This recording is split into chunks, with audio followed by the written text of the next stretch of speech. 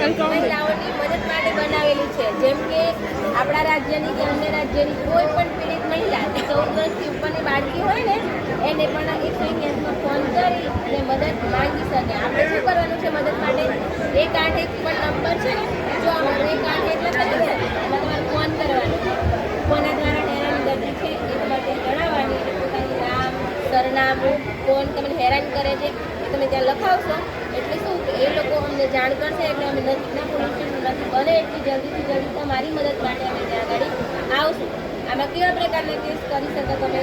એ પીડિત મહિલા હોય કે જેમ કે પતિ દ્વારા મારકૂટ હોય, ખોટી રીતના હેરાનગતિ થતી હોય, તમે સ્કૂલથી ઘરે જતા હોય ત્યાં કોઈ રસ્તામાં તમને કોઈ છોકરાઓ હેરાનગતિ કરતા હોય અથવા તો તમારા મમ્મી પપ્પાના મોબાઈલ ઉપર કોઈ અજાણ્યા છોકરાઓના વારંવાર કોલ આવવા, તમારા ખોટા પાડી અને તમને હેરાનગતિ કરતા હોય તો એવા સંજોગોમાં તમે 181ની મદદ માંગી શકો.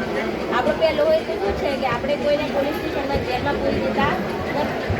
અમે પહેલો પ્રયત્ન એવો કરીએ છીએ કે ઘટના સ્થળે જઈ અને બંને પક્ષને સાથે બેસાડી અને વાતચીત કરી જોઈએ અને જો ત્યાં સમાધાન થતું હોય તો પહેલો પ્રયત્ન સમાધાનનો કરીએ છીએ. પણ જો માની લો કદાચ તમને કોઈ વ્યક્તિ દ્વારા